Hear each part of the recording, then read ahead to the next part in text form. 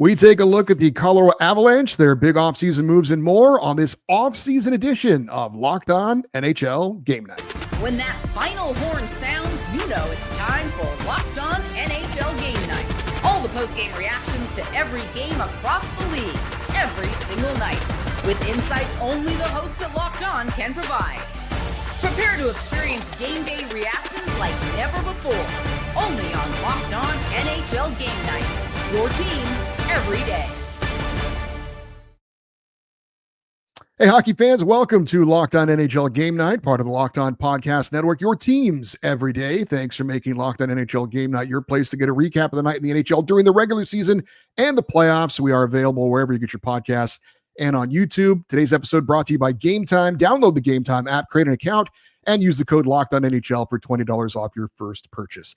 I'm Eddie Garcia, an LA Kings fan on the West Coast. He is Shukri Wrights, a Boston Bruins fan on the East Coast. Together, we are normally discussing all the goals, saves, big moments, and stories from the night in the NHL, but it is the offseason and there are no games, but we are here to help you get ready for next season by previewing all 32 NHL teams before opening night, and we will bring you one of our local experts each episode. But Shu, today we are going to learn about one of the more popular, one of the more talented teams in the National Hockey League, and that is the Colorado Avalanche.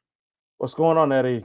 I'm happy to be back. I'm happy to be here with you. Happy to talk about the Colorado Avalanche. But what I'm not happy about is the quality of audio that's going to be coming through this particular show, because for some reason StreamYard wants to be a complete buffoon, to put it nicely. So to all the listeners out there and viewers, I'm sorry if my audio sounds like utter crap. Thankfully, it doesn't sound as bad as Connor McDavid losing the Stanley Cup Finals for a second straight year, but I'm happy to be here with you and happy to have our esteemed friend Chris coming on shortly. Well, we're going to work through it, and it's not our normal high quality we usually give you, but we're going to give you the best we can. Yes, and we are excited to welcome in our guest today. He is the host of Locked On Colorado Avalanche. It is Chris Maselli, going to give us all of his insights into the team that he covers every day. Chris, thanks for joining us. How you doing? I'm great. I feel bad for Shu, but that was a wonderful intro. It lightens the room a little bit. So that was. I'm in agreement with laughing my butt off. That was.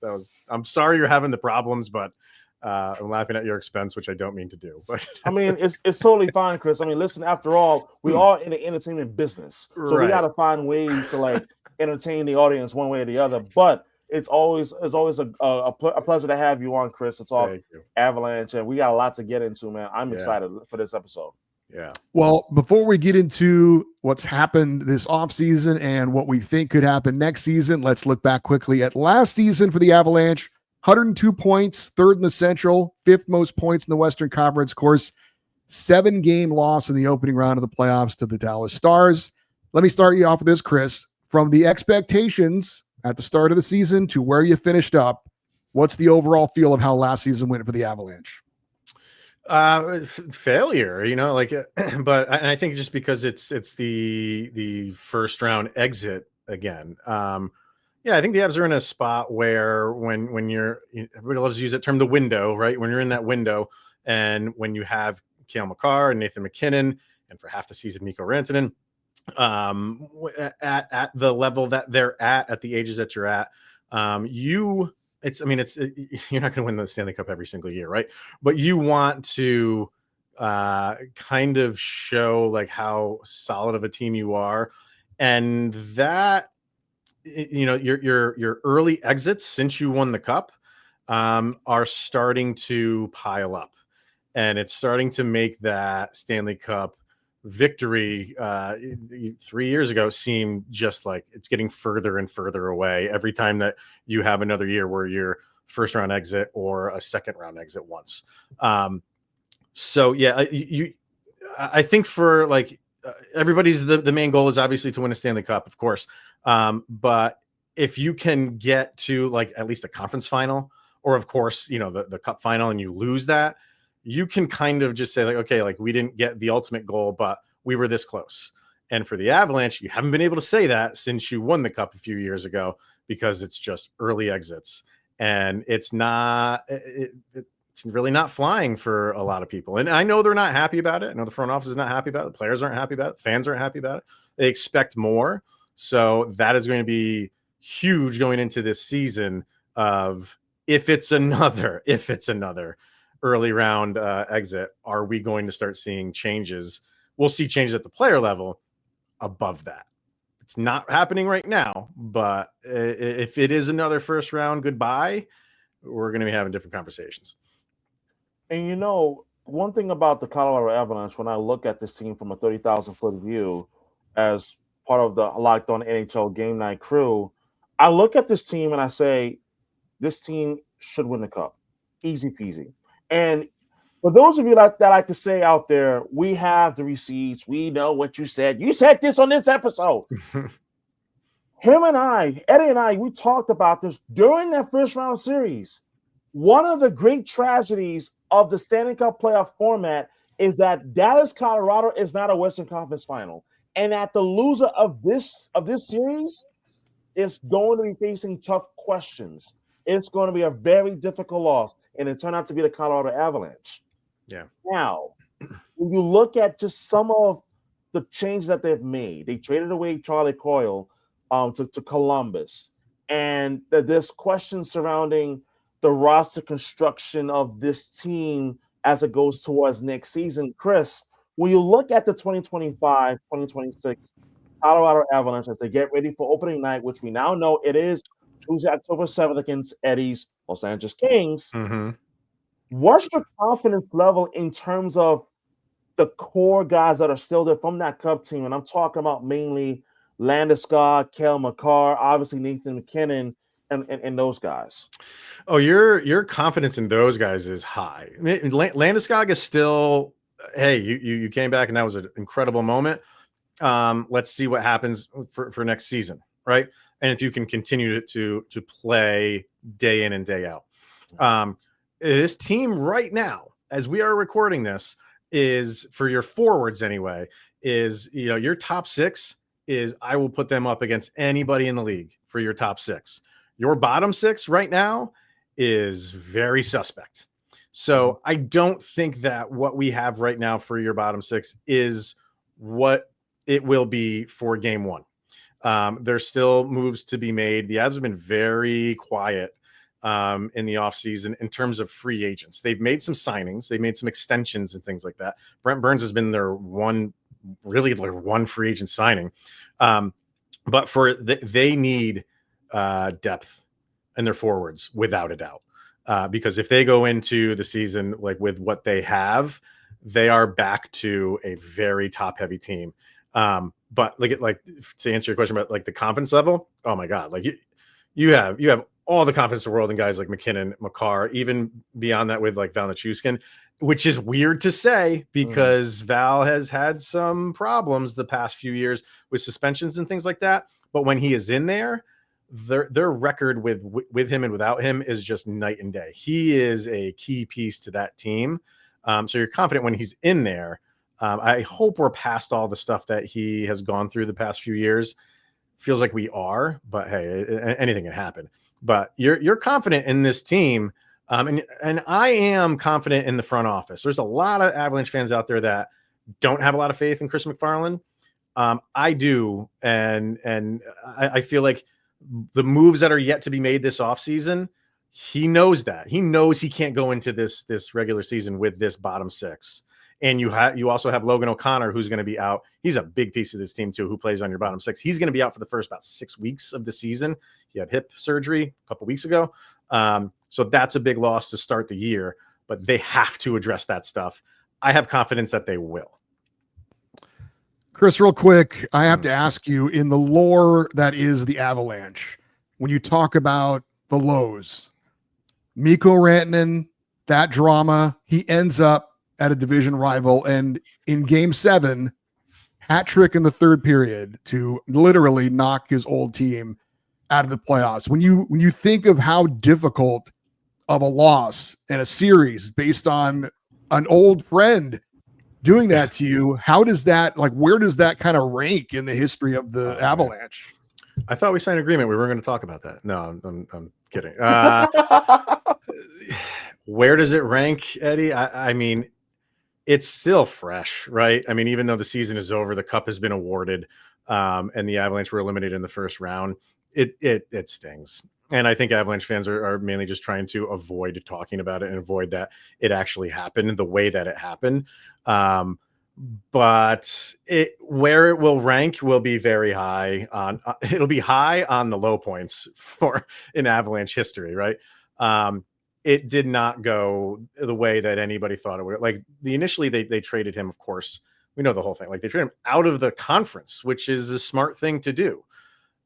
Sure, people are kind of upset about the fact that he got traded to begin with, but it really needed to happen. There was no way they were going to be able to pay McKinnon, him, and eventually Cale Makar.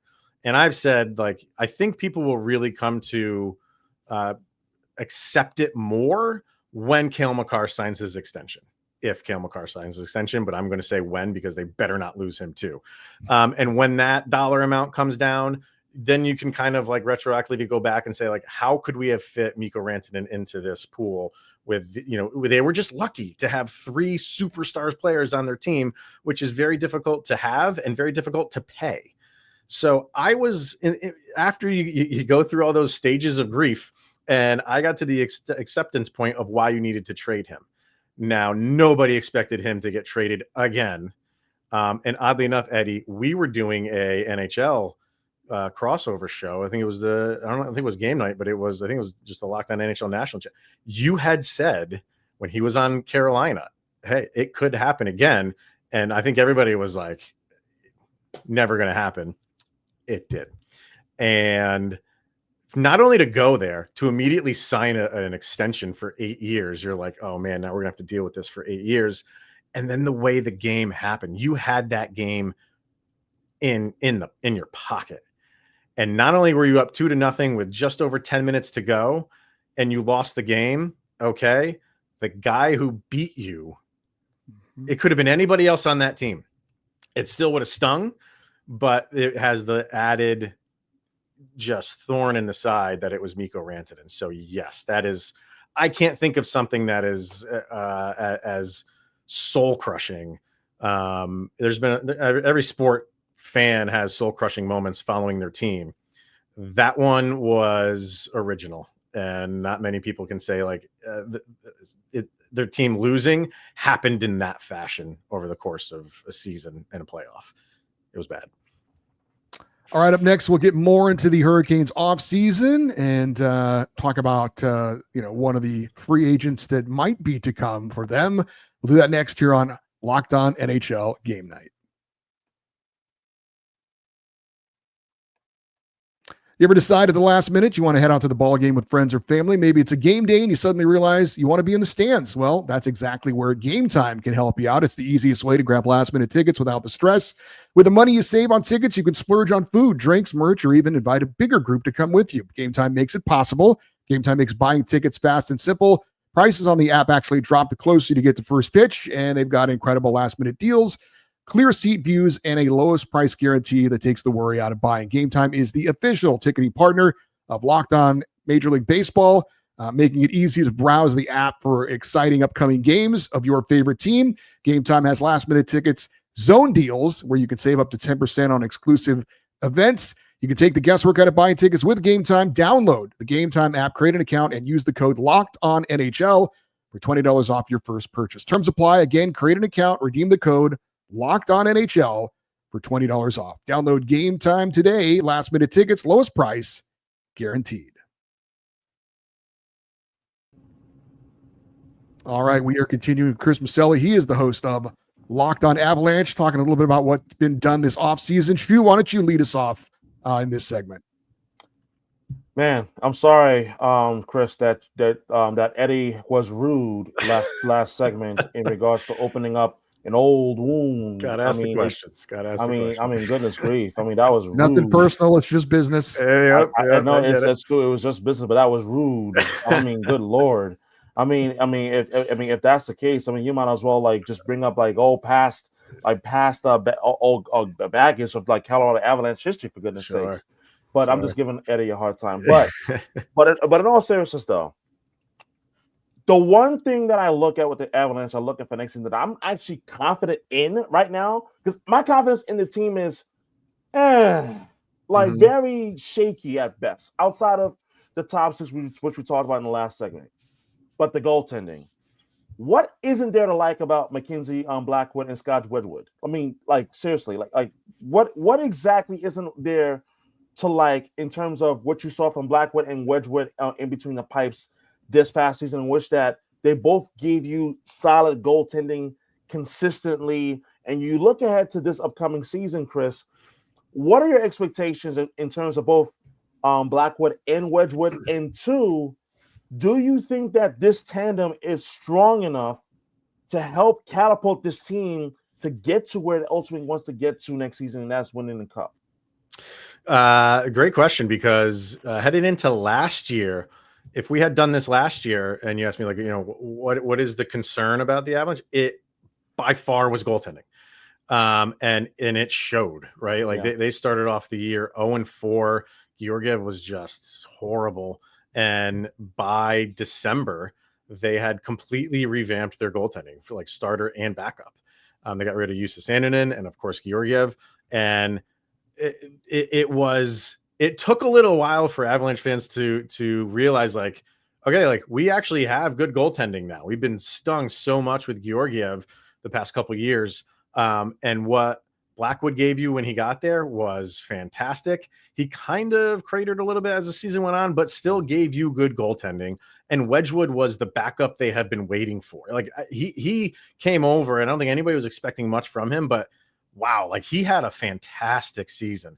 And it got Avalanche fans, like as it went on, it got Avalanche fans feeling like when they had the tandem of Grubauer and Pavel Francouz, that was a period of time where you could put either of those guys in. Did not matter who was starting that game. You felt confident that you could win that game. So now that you have both of those guys here for an off season, going into this season, your goaltending is not the talking point of, is this going to be the downfall of the Avalanche? It's actually exciting to know that, when you have Blackwood locked up for 5 years at a really good number, especially with that cap going up, that's going to look like a really good contract if he can keep up how he played. I think he's, he was an Avalanche fan growing up. So you're playing for your childhood team that you grew up rooting for. And he had a really good season. There's so many players on the Avalanche where it's like, you can have a good year, but what are you going to do in the playoffs? He's one of them. So, because that's who your workhorse is when you get to the playoffs, you're banking on that guy night in, night out. I think he definitely can be that guy. I think he wants to be that guy. And it's really nice that if the Avalanche need a break for him to take a break, how Scott Wedgwood played last year was shocking. Like, it was shockingly good, amazingly good for a backup. So I think we're back to that. You don't have to overwork your starter. And they're big guy. Blackwood's a big dude.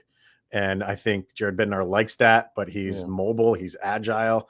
They're excited. For their goaltending position, they are excited for that. Chris, looking at your offseason moves, you bring back Brock Nelson, who came over at the deadline, 3 years, $7.5 million per season.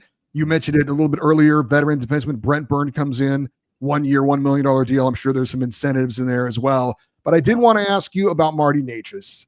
He comes over in the Mikko Rantanen trade, 30 games for Colorado, 11 goals, 28 points. He had a goal and 5 points in 7 playoff games, but he's a UFA after this season. And there is talk that for whatever reason, he wasn't enamored with his time in Colorado. I'm not sure why that is. Maybe you could shed some light on that. But ultimately, how do you see this playing out with Martin Necas? It's definitely going to be something to watch. I don't buy into the whole, like, he was unhappy thing. I think that was a talking point from Nick Kyprios up in Toronto, and people ran with it. It just spread like wildfire. I don't really buy into it. That's not to say that he's not like going to resign. Like, I think that still is very much a question. But if he doesn't, I don't think it's because he's unhappy.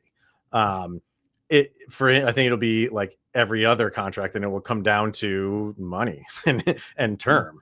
So, but watch it. Definitely watch where it's going. I think as this goes on, and this is nothing new, right? Guys, you could get a guy sign like Devon Taves sign his extension like after the season started. So I think because we're in kind of like the slow period, maybe there's a lot of people who are thinking like, why isn't this getting done? Nothing else is going on. Why isn't it getting done? It doesn't always happen that way, but it is interesting. And it is something to keep an eye on because if they don't come to an agreement, you're basically going to get Mikko Rantanen version 2.0. Not that Necas is Mikko Rantanen. I'm just saying like you're going to have to like deal him again and deal another guy who you can't find common ground with. I think he's a really good fit for this team. And he was another guy who, when he came over, just started off like gangbusters. And it was kind of funny. Like a lot of Avalanche fans were doing the whole Mikko who thing after Rantanen left and Necas came over and was just really tearing it up in the beginning. But he leveled off a little bit too. So I don't know if it's an Avalanche thing where they want to see what he does in the beginning of the season and see if he can kind of get into a nice flow. If you do that, you run the risk of him saying like, well, then give me more money.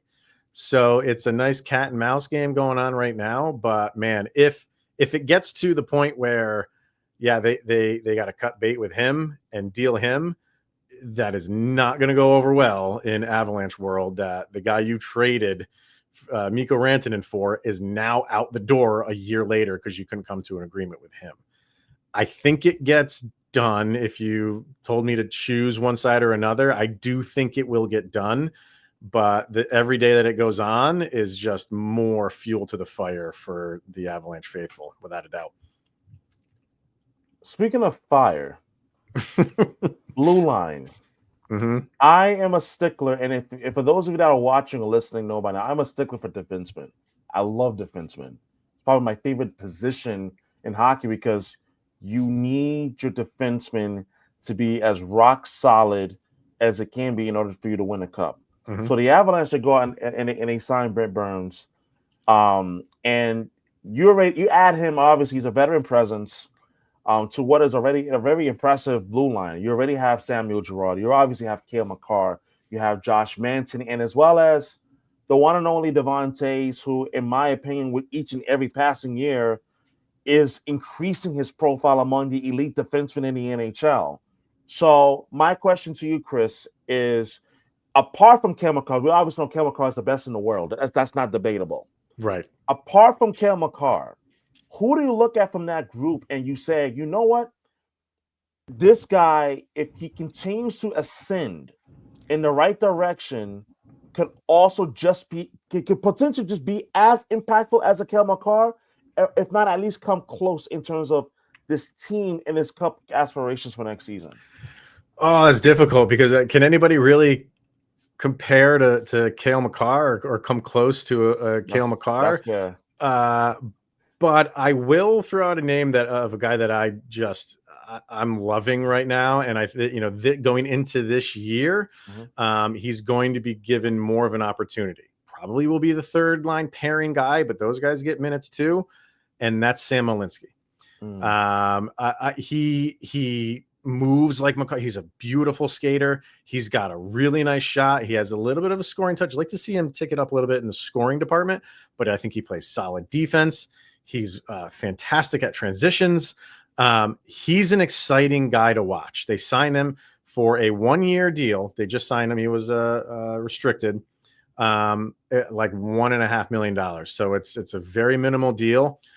But if he can prove to them that, hey, I can handle the full season, I think next year you might see some changes coming along and give him more of a role. And someone like Sam Girard, maybe they move on out to free up his $5 million in cap space. But I think they like Sam Girard. They like what he can do. But this is a dollars game. This is a business, right? So that's why they had to get rid of Coyle and Miles Wood to free up cap space. It might be a cap casualty type of thing if someone like Sam Malinsky can kind of take the bull by the horns and use this opportunity. Because he's exciting. He is an exciting guy. And even though he doesn't get, all the accolades, because when you play with Cale Makar and you play with Devon Taves, they're the headlines. But in the trenches for guys and he's probably going to be playing with someone like Brent Burns. So he's going to learn a lot from him. And if it's not Burns, it's going to be Josh Manson. We're going to learn a lot from him too. So I'm excited to see what he can do. And then just the defense as a whole, they just went out and signed Dave Haxtell as an assistant coach. And while the Avs, you got Cale Makar, you got Devon Taves, defensively, like their defensive structure has been suspect the past few years. Defensive lapses that lead to goals. It just seems like if they screw up on defense, the goal's in the back of the net. It's nice to have a goalie that can sometimes bail you out of that from time to time now. But Haxtell is known as like, a defensive guy, especially in Seattle. So I want to see what he can bring to the dynamic of this defensive unit and have them playing a little bit more cohesively defensively too. So I look forward to that as well. All right, up next, we'll look at that projected Avalanche lineup for next season and more. That's next on Locked On NHL Game Night. Ever check your bank account and wonder, where did all my money go? Between dining out, online shopping, and entertainment, it's easy to lose track. That's where Monarch Money comes in, your personal CFO, giving you full visibility and control over your finances. Monarch Money isn't just a budgeting app. It's a complete financial command center. You can track all your accounts, investments, and spending in one place, and you stop just managing your money and you start building wealth. Instead of juggling multiple apps, you can use Monarch to check your finances, track spending, and even plan long-term goals. Managing money with your partner is smoother than ever. You can track shared and personal accounts, set goals, and stay on the same page without the stress. Take control of your finances with Monarch Money. Use the code LOCKEDONNHL at monarchmoney.com, and you'll get 50% off your first year. That's monarchmoney.com, code LOCKEDONNHL for half off your first year. All right, we're wrapping it up with the host of Locked On Avalanche, Chris Maselli. Chris, we're going to take a look at a graphic here. I'll read it off for people who may not be watching on YouTube, but we're going to look at the Avalanche projected lineup here and wanted to get your take on that top line of McKinnon, Necas, and Lehkonen, Nelson, Nichushkin, and Landeskog on the second line, Colton, Drury, Kelly, the third line, and one of my favorites, Ivan on the fourth line with Tynan and Krishapov. Your defense, we just talked about it, Taves, Makar, Manson, Girard, and you mentioned him, Malinsky and Burns, with Blackwood and Wedgwood as your goaltenders. How does that lineup look to you? Are there any camp battles that might change things up, or what is this? Is this look about right or no? For now, like again, that the third line probably might slide Drury into the center spot there and move Colton over to the wing. And then your fourth line right now is it's ping pong balls right now. Like it could, Tynan could be in there. Ivan had he played a handful of games, like a bunch of games last year. Wasn't that bad. Prishapov, I mean, he's like a 7th round pick, but when he was in there, he did okay. I'm afraid it's going to be like a revolving door of guys bringing guys up from the Colorado Eagles, unless you figure this out in the offseason, which I think they will do.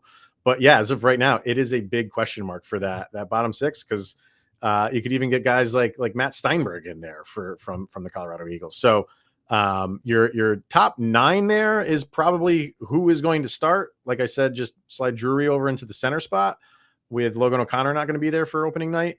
And then I would say Ivan for a fourth line guy.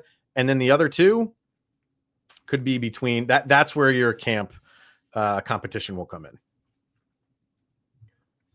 One of the things that I'm most excited to see is, in terms of for next season, and you look ahead, is when you talk about the lineup and you talk about especially the bottom six. The bottom six, as you talked about earlier, it worries me. It looks weak even on paper. Yeah. But when you think about, in comparison to the other Western Conference contenders like Dallas, Edmonton, Vegas, like, where do you see this team stacked up in terms of how it's currently constructed in comparison to the other Western Conference contenders that you're going to be battling out against throughout much of the season? Yeah, it seems like the West is loading up, right? So, yeah.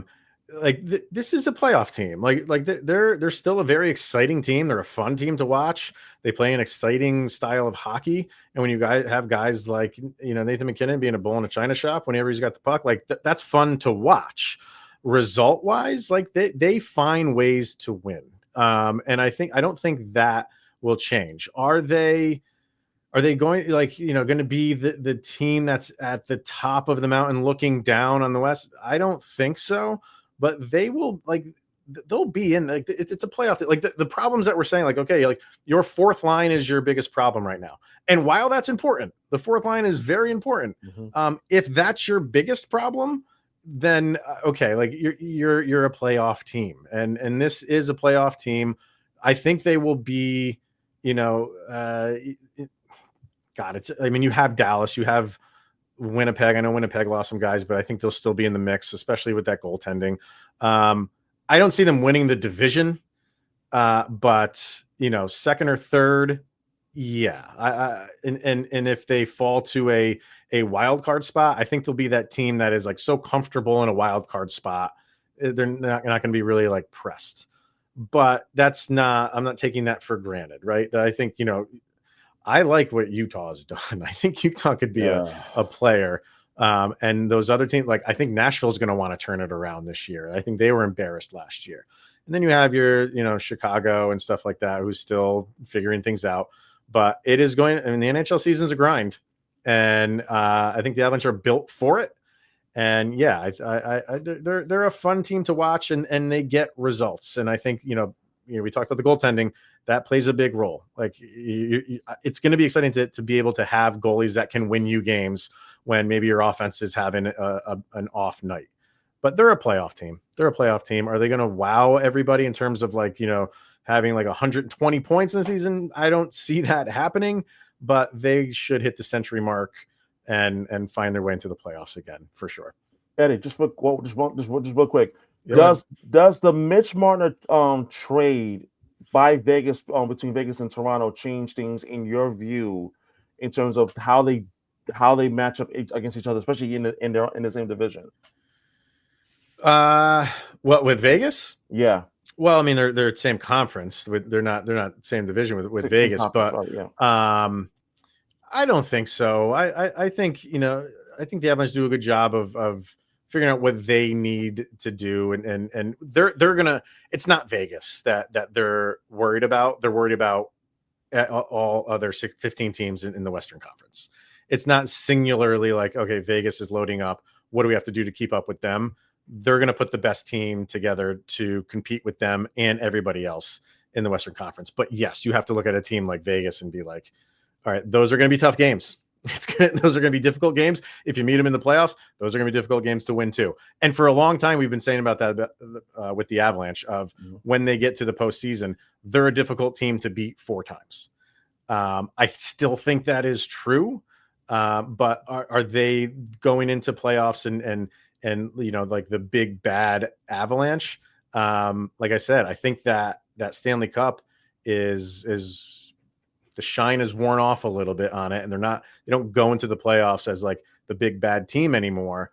But you better watch out if you take them for granted, because they'll just attack you. Chris, real quick, Gabriel Landeskog was an amazing story last year. Yeah. I think he's answered a lot of naysayers with him coming back from that very severe injury. Going into this season, are we confident a full season for him and we've put it behind us, or is there still going to be concern? Is he going to be on any kind of a pitch count or anything going forward? What's the future look like for next season? As far as that, I don't know. They haven't really talked about it too much. He has said like, no, I'm coming back with the expectation of like, I'm just going back to how I usually played hockey. And they did that when he came back, even though it was just for the playoffs. They threw him out there. He played a bunch of minutes. There was no kid gloves that they were treating him with. But I don't know the full answer of what to expect from him, because this is still something that nobody has ever come back from. We have no like test run of somebody else that we can say like, well, they did it, because nobody's done it coming back from this surgery. Yeah, you had I think it was Lonzo Ball in basketball who's done it. Mm-hmm. But I think I heard like he's had some problems. I don't know if it's with the knee or something, but whatever. In hockey world, nobody's come back from it. So he looked like the Gabe Landeskog of old when he was in the playoffs. So that is like encouraging. But he's got to play games before we really get over that.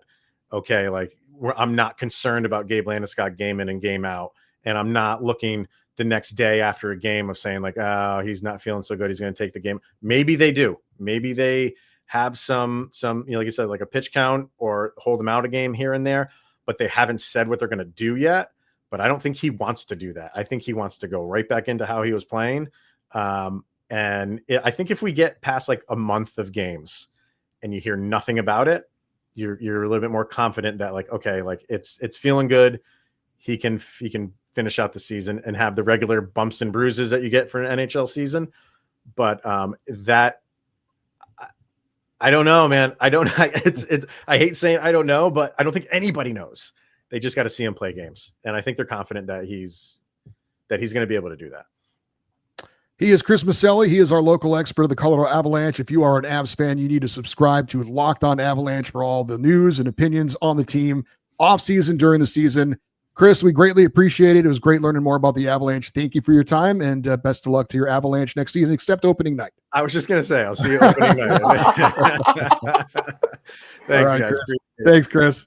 Thank you, buddy. Hey, that'll do it for our offseason edition of Locked On NHL Game Night. Want to get your thoughts on the Avalanche. If you're watching on YouTube, put your comments in the comments section. Also, please like and subscribe. Shu and I and our buddies Cam Stewart and Tyler Feldman are going to be here all offseason, all 32 teams, previewing them up to the 2022-26 or 2025-26 season. Yeah. So if you missed any of our offseason previews from other teams, you can check them out at any time you want. Looking forward to continuing to learn more about teams' off seasons and looking forward to next season. I'm Eddie Garcia. He's Shukri Wrights. Thank you for listening and watching Locked On NHL Game Night, part of the Locked On Podcast Network, your teams every day.